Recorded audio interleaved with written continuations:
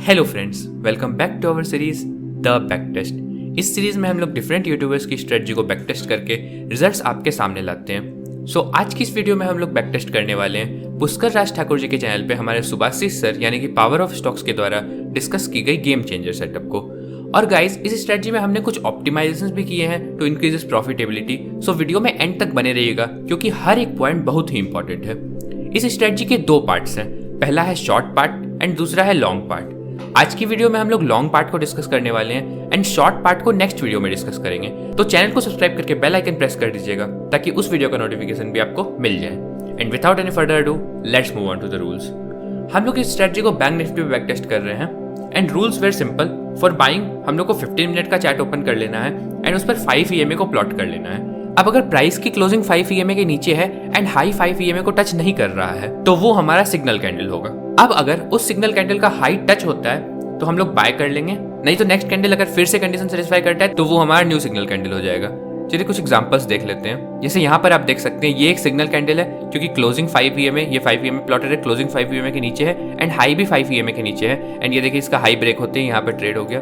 अब अगर हम लोग नेक्स्ट एग्जांपल देखें, हाँ यहाँ पर देखिए ये एक सिग्नल कैंडल है क्योंकि क्लोजिंग 5 EMA के नीचे है एंड हाई भी 5 EMA के नीचे है एंड इसका हाई ब्रेक नहीं हुआ। नेक्स्ट कैंडल फिर से कंडीशन सेटिस्फाई करता है, ये भी हाई 5 EMA के नीचे है एंड क्लोजिंग 5 EMA के नीचे है, तो फिर ये हमारा न्यू सिग्नल कैंडल बन जाता है और यहाँ पर इसका हाई ब्रेक होते ही लॉन्ग एंटर हो गया। अब अगर हम लोग सेटिंग्स देखें तो RR रेशियो मैंने 6 रखा है और मैक्स SL पॉइंट्स 48 रखा है। तो इस स्ट्रेटजी में SL का रूल ये है कि हम लोग ट्रेड में एंटर होने के बाद जो सिग्नल कैंडल का लो होता है उसे SL बनाते हैं, पर कभी कभी सिग्नल कैंडल बहुत बड़ा हो सकता है तो उस केस में SL बहुत ज्यादा बड़ा हो जाएगा, इसलिए मैंने यहाँ पे मैक्स SL पॉइंट्स ऐड किया है। इसका मतलब है कि अगर SL 48 पॉइंट से ज्यादा है तो हम लोग उसे 48 पॉइंट्स पे लाके लिमिट कर देंगे और अगर उससे कम है तो जो भी कैंडल का लो है वो SL होगा। और RR रेशियो 6 का मतलब ये है कि जो भी हमारा SL होता है उसका 6 टाइम्स हम लोग टेक प्रॉफिट रखेंगे यानी कि टारगेट रखेंगे। और अगर दिन में 3 ट्रेड्स लूजिंग हो जाती है तो उस दिन हम लोग आगे ट्रेड नहीं करेंगे। अब अगर हम लोग प्रॉपर्टीज टैब देखें तो यहाँ पर मैंने अभी कोई भी सेटिंग चेंज नहीं किया है, कमीशन अभी हम लोगों ने 0 रखा है, इस पर हम लोग बाद में आएंगे।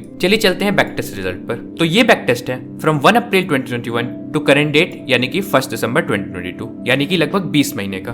अब अगर हम लोग ओवरव्यू देखें तो 20 मंथ्स में इस स्ट्रेटजी ने 1,70,000 का प्रॉफिट बनाया है और ये प्रॉफिट है विद ट्रेडिंग 1 लॉट यानी कि 1 लॉट में ट्रेड करके इसने 1,70,000 का प्रॉफिट बनाया है और इस बीच ड्रॉडाउन आया है 21,027 रुपीज का। इसमें हम लोग को ध्यान ये रखना है कि अभी हम लोगों ने कमीशन ऐड नहीं किया है, उस पर हम लोग आएंगे अभी। और इस टाइम में स्ट्रेटजी ने टोटल 552 ट्रेड्स लिए हैं। चलिए चलते हैं परफॉर्मेंस समरी टैब पर और यहाँ पर हम लोग परसेंट प्रॉफिटेबल देखें तो यह है 23.37 यानी कि टोटल ट्रेड्स में से 129 ट्रेड्स हमारे विनिंग थे एंड 423 ट्रेड्स हमारे लूजिंग थे यानी कि टोटल ट्रेड्स 552 है जिसमें से 129 ट्रेड्स प्रॉफिटेबल है एंड 423 ट्रेड्स लूजिंग है। तो हमारा परसेंट प्रॉफिटेबल आता है 23.37% यानी कि टोटल ट्रेड्स में सिर्फ 23% ट्रेड्स आपके प्रॉफिटेबल होंगे, बाकी ट्रेड्स में हमारा लॉस हो रहा है। तो ये एक परफेक्ट एग्जांपल है कि अगर हम लोग थोड़े से ट्रेड में भी विन करते हैं और हमारा RR रेशियो अच्छा है तो हम लोग की स्ट्रेटजी प्रॉफिटेबल हो जाती है। सो ये था back test result of the strategy. अब मैंने वीडियो के स्टार्टिंग में बोला था कि इसमें मैंने ऑप्टिमाइजेशंस किए हैं। चलिए आते हैं उस पार्ट पर। हमने यहाँ पर ADX फिल्टर अप्लाई किया है यानी कि जब भी एंट्री के लिए ट्रिगर कैंडल बने वो ट्रिगर कैंडल वैलिड तभी होगी अगर ADX की वैल्यू उस वक्त 23 के ऊपर हो। चलिए देखते हैं फिल्टर अप्लाई करने के बाद रिजल्ट्स में क्या चेंजेस आए। अब अगर हम लोग फिल्टर डिसेबल करें यानी स्ट्रेटजी को पहले की तरह बनाए तो नेट प्रॉफिट था 1,70,000 और फिल्टर अप्लाई करते ही हमारा नेट प्रॉफिट हो जाता है 2,10,000 का। अब इस नेट प्रॉफिट में तो इंक्रीज छोटा सा है, पर अगर हम लोग ध्यान दें टोटल क्लोज ट्रेड्स पर तो वो पहले था 552 और फिल्टर अप्लाई करने के बाद हमारा टोटल ट्रेड्स घट कर हो जाता है 370 यानी कि लेसर नंबर ऑफ ट्रेड्स में हम लोग ज्यादा प्रॉफिट बना रहे हैं। अब अगर हम लोग परसेंट प्रॉफिटेबल भी देखें तो पहले था वो 23.37 और ADX फिल्टर अप्लाई करने के बाद वो हो जाता है 26.76, तो ये तो छोटा सा इंक्रीज है। मेन चेंज हमारा आया है टोटल क्लोज ट्रेड्स में यानी कि हम लोग ट्रेड्स तो कम ले रहे हैं बट प्रॉफिट पहले से ज्यादा बना रहे हैं एंड पहले से थोड़ा ज्यादा एक्यूरेट भी हैं। अब ट्रेड्स कम करने से क्या फायदा हुआ, चलिए वो भी देख लेते हैं। तो चलिए हम लोग कमीशन ऐड करते हैं। सो बैंक निफ्टी के 1 लॉट की ट्रेडिंग में अराउंड 234 रुपीज का कमीशन आता है, तो हम लोग यहाँ पे उसकी हाफ वैल्यू यानी कि 117 ऐड कर रहे हैं क्योंकि ट्रेडिंग व्यू का back tester same brokerage buying and selling दोनों के टाइम पे कंसीडर करेगा, तो ये टोटल हमारा 234 हो जाएगा। अब अगर हम लोग स्ट्रेटजी टेस्टर में जाएं तो देखिए हमारी नेट प्रॉफिट 1,23,887 पे आ गई है। तो इससे हमें पता चलता है कि कमीशन का कितना इंपॉर्टेंट रोल है बैक टेस्टिंग या ट्रेडिंग में। कमीशन पूरी गेम को चेंज कर देता है। अगर कोई स्ट्रेटजी थोड़ी सी प्रॉफिटेबल है तो हो सकता है वो कमीशन ऐड करने के बाद लूजिंग स्ट्रेटजी बन जाए। अब हम लोग अगर ADX फिल्टर को डिसेबल करें तो यहाँ पर देखिए प्रॉफिट हमारा सिर्फ 41,318 बचता है और इसे ऐड करते ही हमारा प्रॉफिट 1,23,000 है। तो यहाँ पर आप देख सकते हैं ट्रेड कम करने का कितना इंपॉर्टेंट रोल है।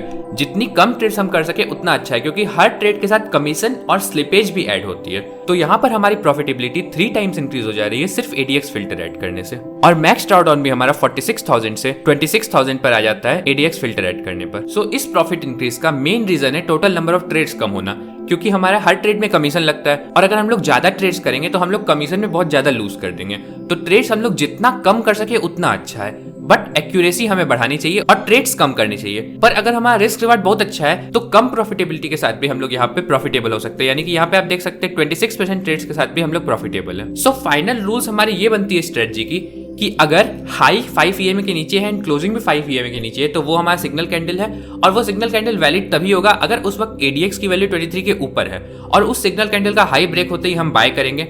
SL हम लोग सिग्नल कैंडल का लो रख रहे हैं, लेकिन अगर लो हमारा 48 पॉइंट से ज्यादा है तो हम लोग उसे लिमिट कर रहे हैं 48 पॉइंट्स पे। फिर RR रेशियो हम लोग 6 लेके उसका टारगेट रख रहे हैं, यानी कि जो भी SL है उसका 6 टाइम्स टारगेट होगा। और डे एंड होने के बाद हम लोग ट्रेड को क्लोज कर दे रहे हैं, यानी कि हम लोग कैरी ओवर नहीं करेंगे पोजीशन को, मार्केट एंड पे हम लोग पोजीशन को क्लोज कर देंगे। सो गाइस, देखा आपने कैसे हम लोगों ने एक स्ट्रेटजी को लिया, उसकी बैक टेस्ट की, उसमें ऑप्टिमाइजेशंस भी किया और उसे ज्यादा प्रॉफिटेबल बनाया। So this was the back test and optimisation of the long part of game changer setup. Next video में हम लोग शॉर्ट पार्ट को बैक टेस्ट करने वाले हैं, तो stay tune for that and please consider to drop a like, क्योंकि strategy को कोड करके बैक टेस्ट करने में एंड ऑप्टिमाइज करने में बहुत मेहनत लगती है। And you can show your support by liking the video and subscribing to channel. और अगर आपके पास कुछ स्ट्रेटजी के रूल्स है, आपकी अपनी कोई स्ट्रेटजी है और आप उसे कोड करके बैक टेस्ट करना चाहते हैं, so please check the description box. Thank you for watching the video.